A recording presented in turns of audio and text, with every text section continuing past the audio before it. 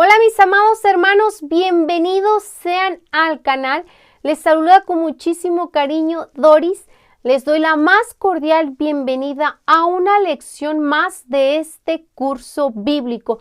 Cuéntenme cómo están, cómo se sienten en este hermoso día que el Señor nos ha regalado. Amados hermanos, agradezco a Dios la presencia de todos ustedes en este canal y en este curso bíblico. Vamos a dar comienzo, vamos a dar inicio con nuestra lección del día de hoy, con nuestra oración de inicio, recordando que es muy importante dar gracias a Dios siempre y en todo lugar.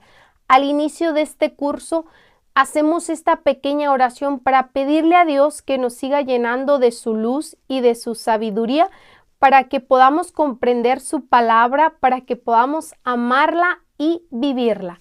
Digamos juntos como hermanos, en el nombre del Padre, del Hijo y del Espíritu Santo. Amén. Señor, te damos gracias porque nos reúnes una vez más en tu presencia. Señor, tú nos pones frente a tu palabra. Ayúdanos a acercarnos a ella con reverencia, con atención, con humildad. Envíanos tu Espíritu para que podamos acogerla con verdad, con sencillez, para que ella transforme nuestra vida. Que tu palabra penetre en nosotros como espada de dos filos, que nuestro corazón esté abierto como el de María, Madre tuya y Madre nuestra, y como en ella la palabra se hizo carne, también en nosotros esta palabra tuya se transforme en obras de vida según tu voluntad. Amén. Bueno, mis amados hermanos, vamos a sacar nuestros útiles escolares, los que tienen el libro del curso bíblico. Estamos en la página 31. Nuestra lección va a ser tomada de la página 31 y será un estudio breve acerca del primer relato de la creación. De eso se va a tratar nuestra lección del día de hoy. Recuerden que también tenemos que tener con nosotros la Biblia. Ahorita vamos a hacer lectura de la palabra de Dios, así es que saquen su Biblia también. Las personas que no tengan el libro, saquen su libreta y su lápiz para que hagamos pequeñas anotaciones. Con su permiso voy a beber agua. Ando un poco afónica de la voz, así es de que me disculpo si voy a tener que estar tomando agua durante la lección. Haré mi mayor esfuerzo por no tomar agua para no interrumpir la lección. Bueno, mis amados hermanos, el día de hoy vamos a hacer un breve estudio de los capítulos del 1 al 11. Bueno, no el día de hoy vamos a hacer del 1 al 11. A partir de esta lección vamos a comenzar a hacer breves estudios del capítulo 1 del Génesis hasta el 11, que fueron los que ya leímos anteriormente todos juntos. Si alguien no ha leído estos capítulos, váyase a las lecciones pasadas porque ya ahí los leímos anteriormente juntos. Entonces, durante estas lecciones, a partir de la del día de hoy, vamos a estar hablando acerca de los primeros 11 capítulos del Génesis. Ya hablamos que el Génesis es uno de los libros que pertenece al Pentateuco y que fue formado, estuvimos hablando en nuestra lección pasada, están formados el Pentateuco acerca de las 4 tradiciones. Así es de que vamos a estar hablando acerca del Génesis, de la creación, de los primeros 11 capítulos del libro del Génesis. Bueno, comienza el Padre diciendo la creación del Génesis, capítulo 1, versículo del 1 al 2 y el 25. La narración de la creación del universo y del hombre está repetida 2 veces. Ay, ¿cómo así? Dirán los que no han escuchado las lecciones pasadas, pero los que ya escucharon las lecciones pasadas, ya hablamos un poquito acerca de que se repite la narración de la creación del mundo, de la creación del universo. Hablamos que una primera parte corresponde a la tradición sacerdotal. Hablamos acerca de las tradiciones, ya sabemos cuál es la tradición sacerdotal. Y la segunda es de una fuente yavista, de la tradición yavista. Entonces, hay dos narraciones de la creación. Y por ahí no faltaría el curioso que pudiera decir, bueno, ¿y por qué hay dos? ¿Para qué colocaron las dos? Pues nada más hubieran haber colocado una y hubieran haber quitado otra. Bueno, recuerden que cuando se hizo el libro del Génesis, se recopilaron diferentes escritos de diferentes tradiciones. Pero si era palabra de Dios, si aquella persona la había escrito bajo la inspiración de Dios, ellos decidieron ponerlo juntos porque recuerden que todo lo que está escrito y reunido aquí en la Biblia es palabra de Dios. Así se repita una, dos o hasta tres veces, no importa. Tiene que quedarse ahí porque así lo decidió Dios. ¿Cómo es que Dios lo decidió? Pues las personas que formaron los libros de la Biblia, o sea, tanto el Génesis como el Éxodo hasta el Apocalipsis, lo hicieron bajo la inspiración de Dios. Cuando la Iglesia Católica forma la Biblia, o sea, el canon de la Biblia, que es todos estos libros que están aquí dentro de la Biblia, lo hace bajo la inspiración de Dios. De lo contrario, ¿cómo hubiese sabido la Iglesia cuáles libros sí eran palabra de Dios y cuáles no? Pues es el Espíritu Santo que guía a la Iglesia, la que los guió a elegir cuáles eran los libros escritos bajo la inspiración de Dios y cuáles no. Por eso es que la Iglesia Católica ha decidido que todos estos libros son palabra de Dios. Los evangelios, cuando lleguemos al Nuevo Testamento, los evangelios, muchas de las veces son muy repetitivos, repiten las cosas. Y muchos dirán, ¿y para qué se repiten si ya está en otro lugar lo que se dice? Porque así es voluntad de Dios. Miren, seamos honestos.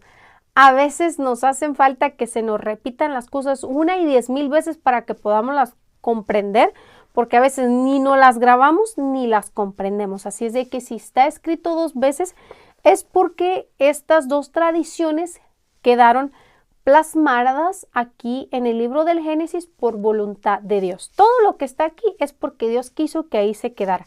¿Para qué? Para nuestro aprendizaje. Pero bueno, a veces también el que haya más de un relato acerca de alguna información que Dios quiera que sepamos, también trae mucha controversia para los hombres. Pero a veces yo también pienso que ahí está la mano de Dios. ¿Saben para qué? Porque el que es verdaderamente cristiano y tiene fe en Dios, el que haga 1, 2 o 3 relatos, no le importa porque su fe está en Dios y cree firmemente que es palabra de Dios. Y hay algunos incrédulos que a veces por una palabra que sea diferente a la tradición, a otra tradición, ya con eso pierden la fe. Imagínense nada más. Nosotros por eso es tan importante que estemos teniendo este estudio bíblico, porque estamos comprendiendo que cada tradición se llevó a cabo en diferente lugar y en diferente época. Por eso es que vemos el vocabulario diferente, porque se refiere al género literario de esa época y también a la tradición. Hablamos anteriormente que la tradición sacerdotal pues era de los sacerdotes, su vocabulario y su manera de expresión a veces era un poquito diferente a las otras tradiciones. Por eso la importancia de siempre tomar un curso bíblico. ¿Para qué? No para que nuestra fe sea más grande, no, tal vez nuestra fe siempre va a ser la misma, pero sí vamos a poder comprender mejor el porqué de muchas cosas que vemos a la hora de leer la Biblia. Bueno, dice aquí el Padre. El primer relato de la creación que aparece en Génesis capítulo 1, versículo del 1 al 2 y 4a, el autor inspirado narra la creación del universo con un estilo litúrgico. No olvidemos que está escrito por un sacerdote. Acuérdense que cuando un sacerdote escribía, como lo acabamos de escuchar, el estilo era litúrgico. ¿Cómo es litúrgico? Como en la liturgia, bien ordenado, más a detalle. Ya hablamos acerca de la tradición y comprendimos cómo era para poder diferenciar el vocabulario. Ahora, como un poema de alabanza al Creador que hizo todas las cosas y las hizo muy buenas. Pues un sacerdote era el elegido por Dios para hablar acerca de Dios. Entonces lo hacía muy esmerado y con mucho amor, pues ese era su trabajo. Lo va a hacer diferente a otra persona que no es sacerdote. El vocabulario siempre debe ser diferente y hasta ahora en la actualidad el vocabulario de un sacerdote siempre debe ser un poco diferente al de otra persona porque es una persona encargada de hablar de Dios. Entonces siempre va a haber ahí una diferencia.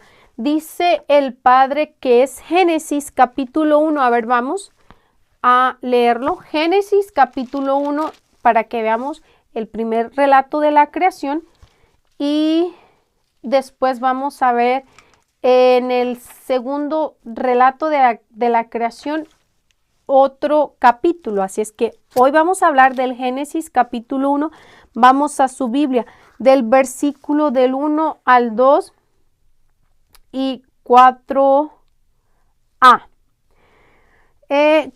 No sé si hablamos en nuestras lecciones pasadas cuando hay numeritos. Ustedes los que tienen el libro tal vez van a poder encontrar, van a poder ver que hay un numerito aquí y dirán, hermana, ¿qué es eso? Miren, la creación Génesis aquí y después aquí vemos el numerito. Aquí miren, vamos aquí. 4a. Bueno, a ver, ¿qué son los numeritos en las citas bíblicas? No sé si lo hablamos en las lecciones pasadas donde hablamos cómo escribir una cita bíblica, que ya todos los que están en esta lección debimos de haber tomado. Pero miren, se los voy a decir, cuando hay letras como A y B, quieren decir esto, miren, si un versículo más o menos largo, por cualquier motivo, nos interesa destacar solo una parte, la letra A sería la primera parte. Entonces, vamos al versículo 4. Ven que hay como dos partes, hay una coma que diferencia.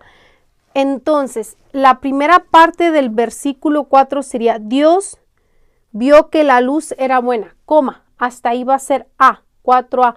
4B sería, y separó la luz de las tinieblas. Eso es lo que hace las letritas. Son para eso. A ver si puedo, les voy a colocar aquí la descripción para que la sepan y la copien aquí en la pantalla.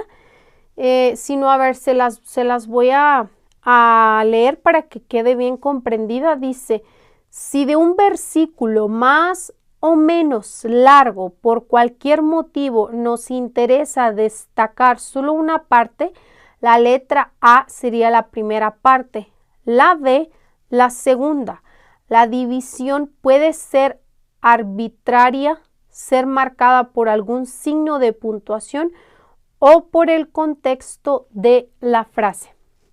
Esto es para que sepan, porque es muy interesante que sepan todo y el porqué de las cosas para que no tengan dudas. Bueno, entonces, vamos a leerlo. Dice, en el principio cuando Dios creó los cielos y la tierra, todo era confusión y no había nada en la tierra. Las tinieblas cubrían los abismos mientras el Espíritu de Dios aleteaba sobre la superficie de las aguas. Dijo Dios, haya luz, y hubo luz.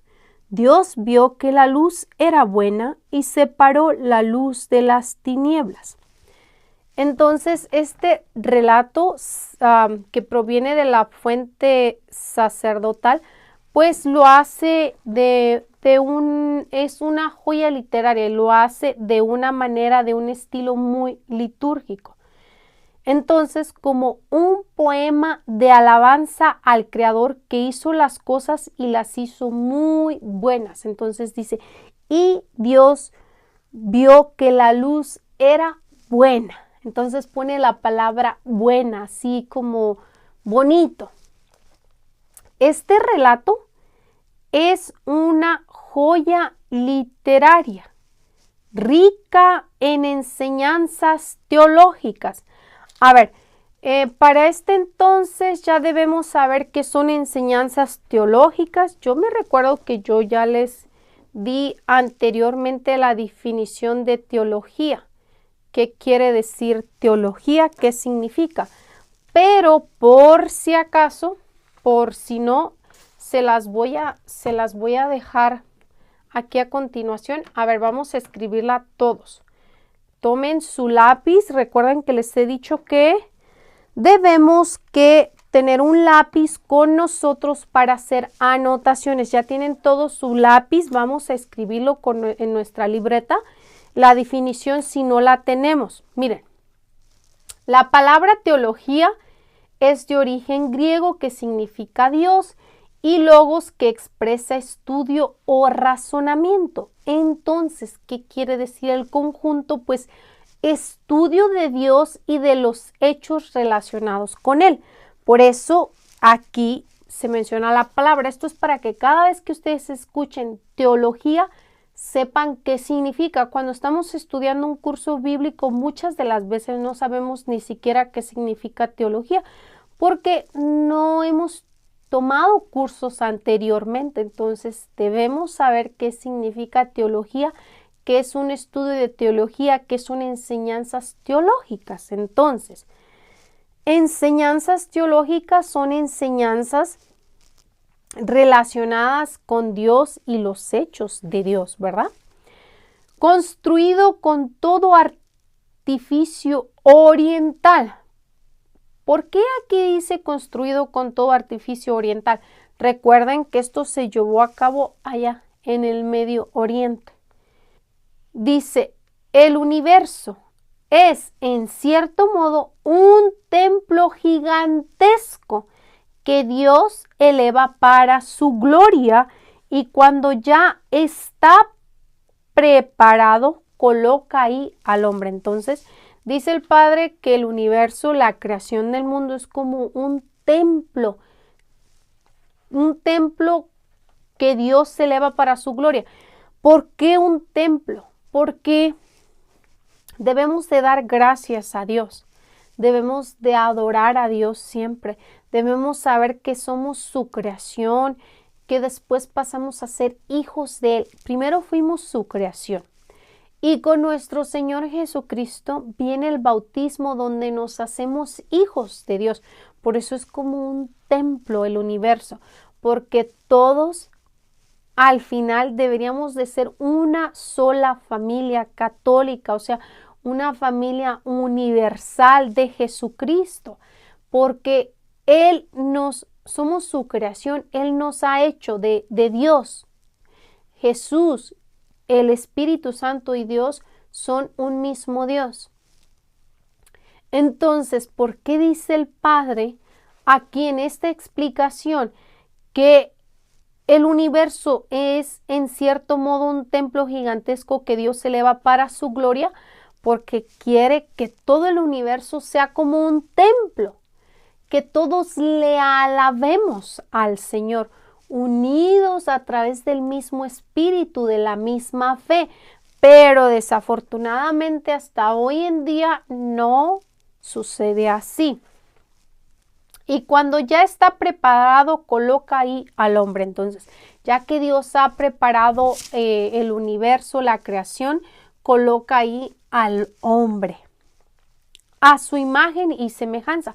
Y lo hace a imagen y semejanza de Dios, un poquito inferior a los ángeles, pero no somos igual que Él. Somos hechos a imagen y semejanza, pero no idénticos, no iguales.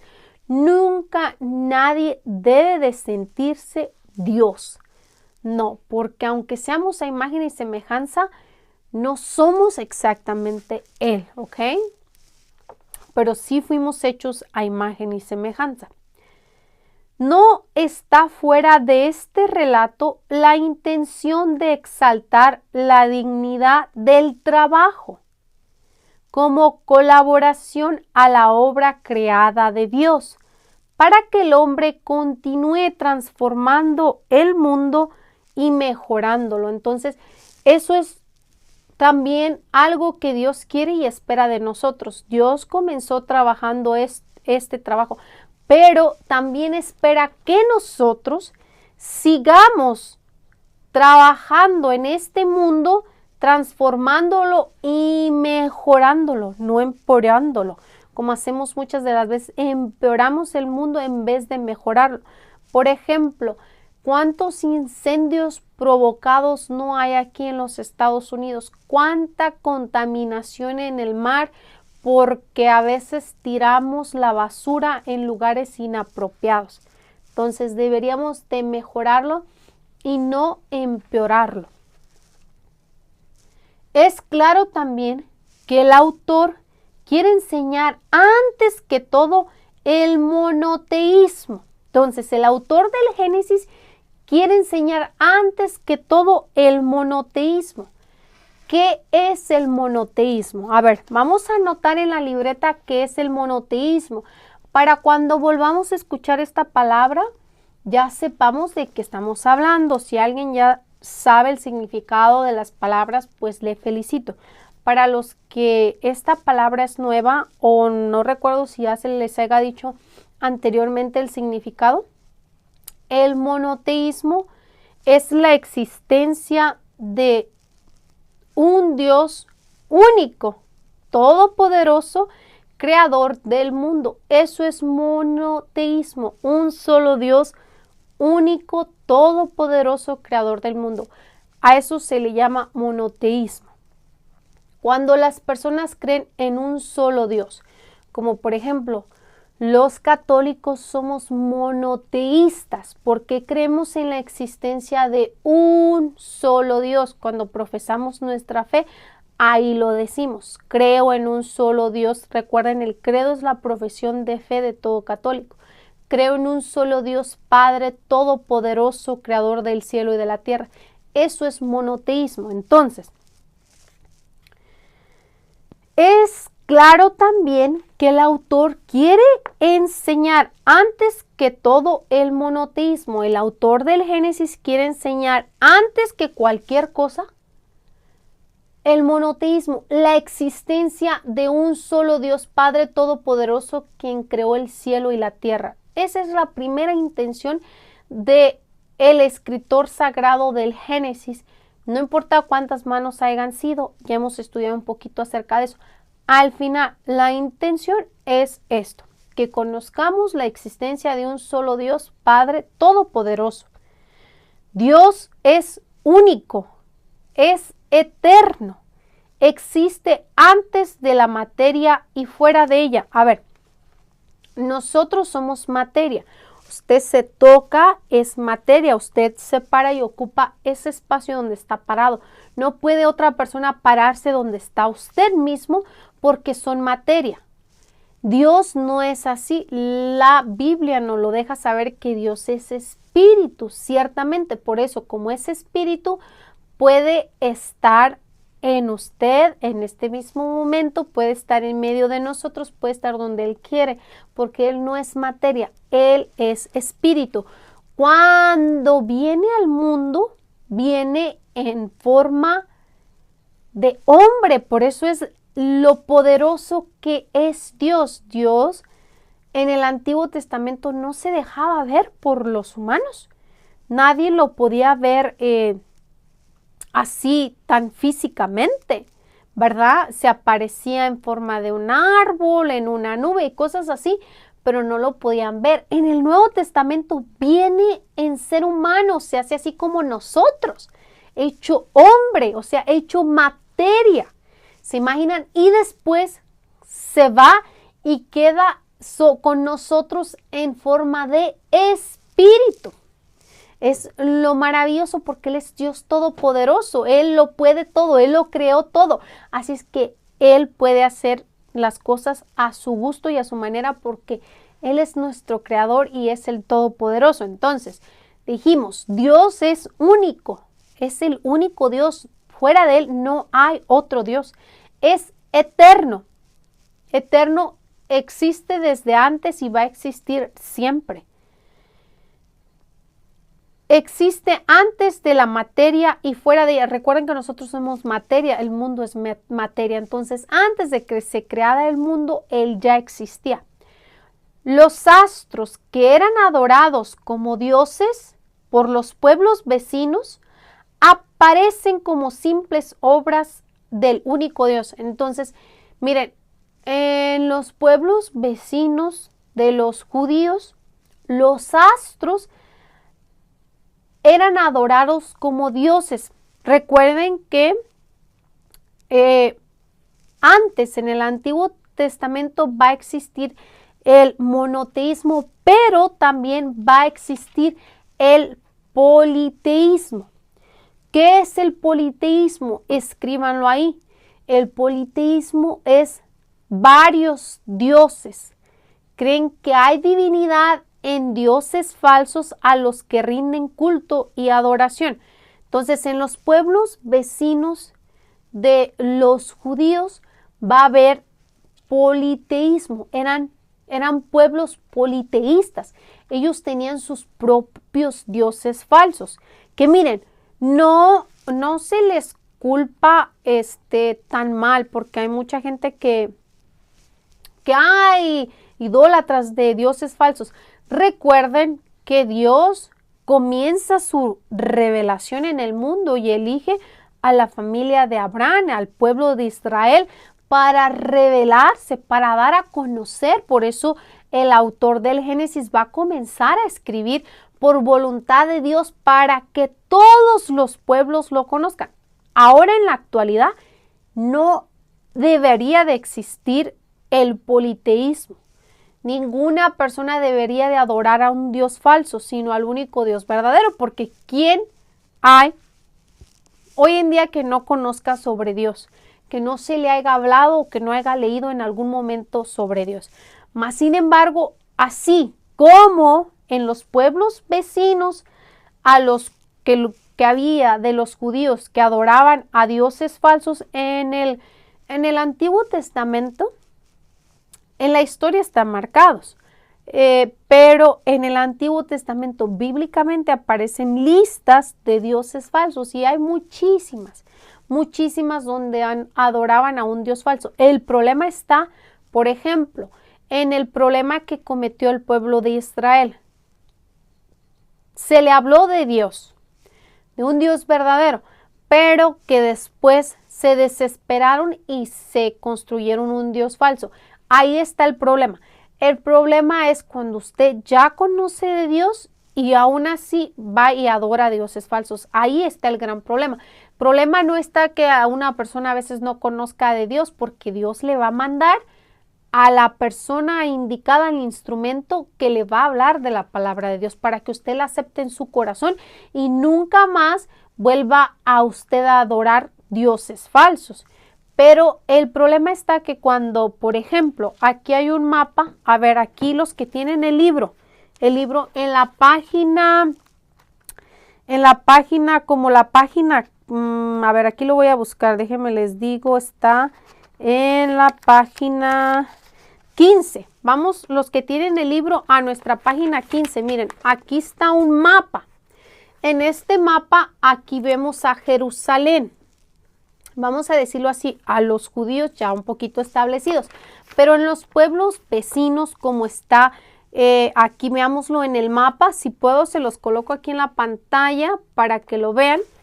Está Siria, los asirios, y ellos pues van a tener su dios falso. Babilonia, también los babilonios que van a tener dioses falsos.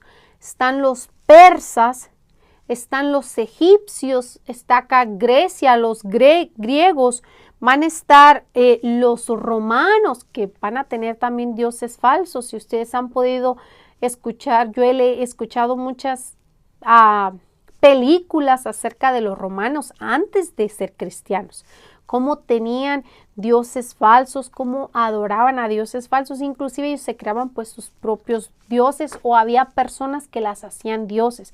Y así todos ellos pues eran pueblos politeístas, no eran civilizaciones, unas más grandes que otras. Por ejemplo, van a estar los hititas, los cananeos y entre otros. Entonces, unas civilizaciones más grandes que otras, ellos van a ser politeístas, van a adorar a dioses falsos. Muchos de ellos pues no conocían de la palabra de Dios, no conocían de un Dios verdadero hasta que se les enseñó. La cosa está que cuando supieron y se les enseñó y no creyeron, por eso es que el pueblo de Israel, la misión que lleva el pueblo de Israel junto con hoy en la actualidad, todo misionero de la palabra de Dios que lleva en su vida la misión de enseñar la palabra de Dios, va a tener persecuciones, va a tener de todo le va a pasar a uno. Mire, cuánto no nos han dicho a los predicadores, nos critican, nos calumnian, nos dicen, esto y lo otro. Imagínense, San Pablo, que Dios lo va a elegir para la misión de evangelizar. Dice San Pablo, el primer pecador de todos, se consideraba un aborto indigno, Dios lo va a elegir y va a tener mucha persecución, mucha crítica. Dice él mismo, yo fui creado a los pies de Gamaliel. Perseguía a la iglesia de Cristo, pero cuando Dios te toca, mira, no importa quién seas o qué hayas hecho en tu pasado, dice él, tus pecados que son rojos, rojísimos, yo te los voy a convertir en blancos. Dios elige a quien quiere. Por eso en los 12 apóstoles es un gran ejemplo que Dios nos da, para que después por ahí no andemos juzgando que porque esta persona predica la palabra de Dios, si fue esto, si fue el otro. Si la está predicando es porque Dios ahí lo puso. Y debemos de orar por esas personas. ¿Qué pasa también? ¿Cuántas veces no vemos tanto laicos predicadores como sacerdotes, como obispos, que han sido llamados para evangelizar, pero que estamos en una lucha y en la lucha contra Satanás, porque Satanás se va a valer de instrumentos para desanimarnos, para desconcentrarnos, para insultarnos, inclusive para confundirnos. Vemos que muchos laicos han abandonado el ministerio de la evangelización por diferentes tipos de razones, al igual que sacerdotes, al igual que religiosas. ¿Por qué? Porque viene Satanás, que no quiere que escuches el llamado de Dios, y él se va a valer de cualquier cosa para que no cumplas tu misión. Así el pueblo de Israel va a tener unas persecuciones y unas batallas por ser el elegido de Dios. Por eso es que la Virgen María, hasta hoy en día, inclusive con los mismos cristianos, cómo es ofendida, cómo es discriminada, cómo es atacada, cómo es de todo, la madre de Jesús. Pero pues para no ir tan lejos, Jesús es crucificado por su misma gente. Los judíos hasta hoy en día no reconocen a Jesucristo como el Salvador del mundo. Entonces, siempre, desafortunadamente, lo que debería de traer unión entre los creyentes de Dios, no siempre hay unión. Muchas veces hay división, críticas y muchas cosas que lejos de acercarnos más a Dios nos alejan, porque no es el comportamiento que Dios quiere que tengamos, sino que nos mantengamos unidos en la fe y en un mismo espíritu. Entonces, aquí dice el Padre,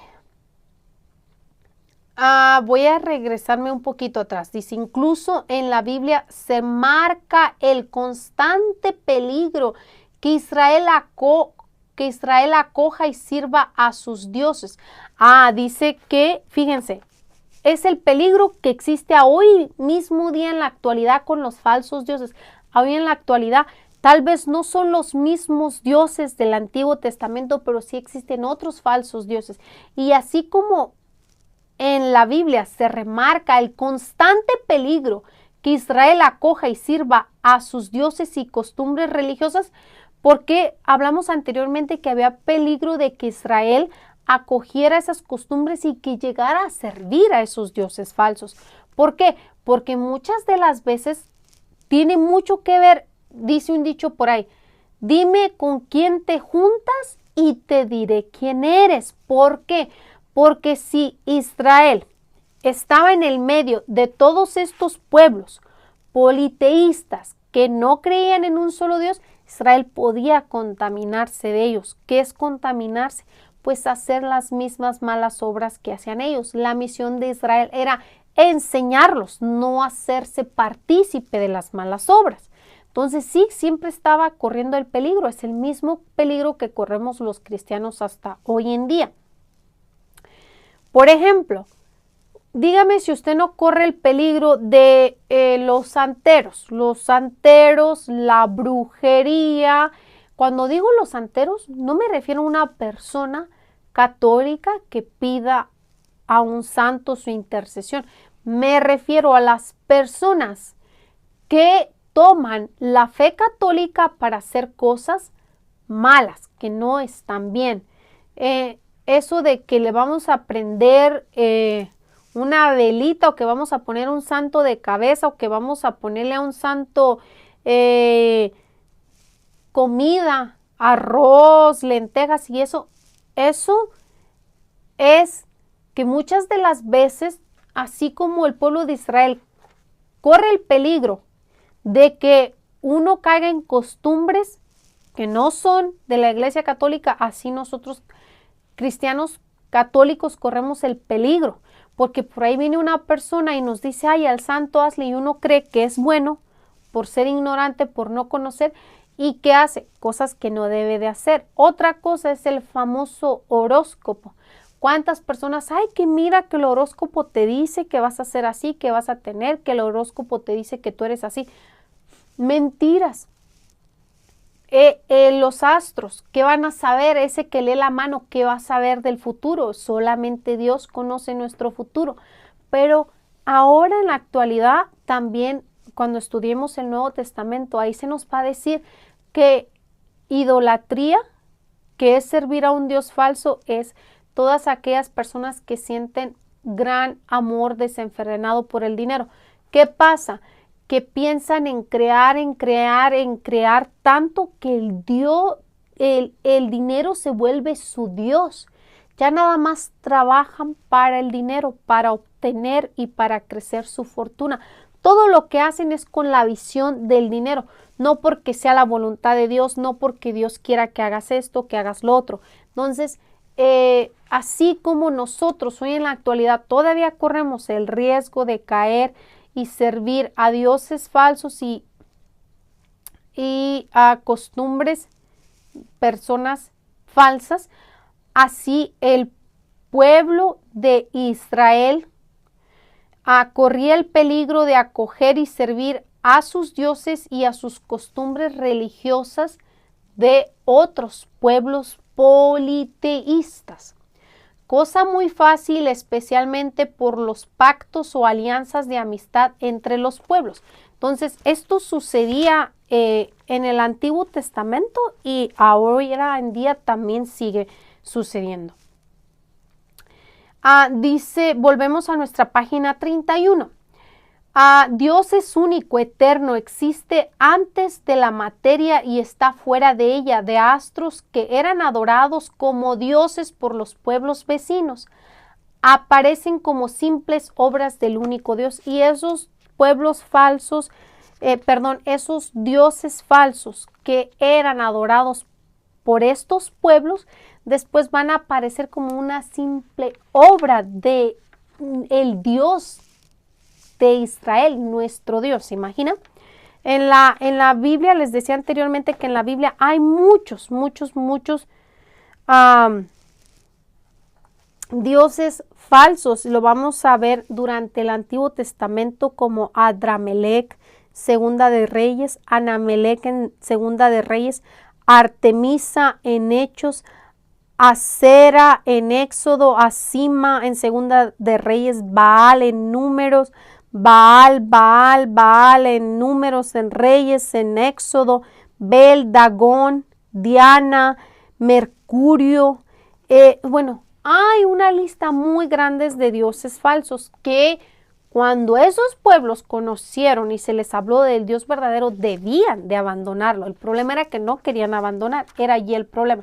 Bueno, continuamos. Dice, la escritura literaria de la creación en 7 días es didáctica. Quiere inculcar el respeto del sábado. Como Dios trabajó 6 días y descansó el séptimo, así el hombre debe respetar el día séptimo como descanso. Notemos la preocupación cultural de la tradición sacerdotal. Con referente a la importancia de descansar el día séptimo, todos debemos de descansar el día séptimo a ejemplo de Dios, que se narra que es muy importante descansarlo. ¿Para qué? Para dar gracias a Dios, para darle gloria. Por eso es que los católicos vamos en día domingo a la iglesia. No es el día sábado, no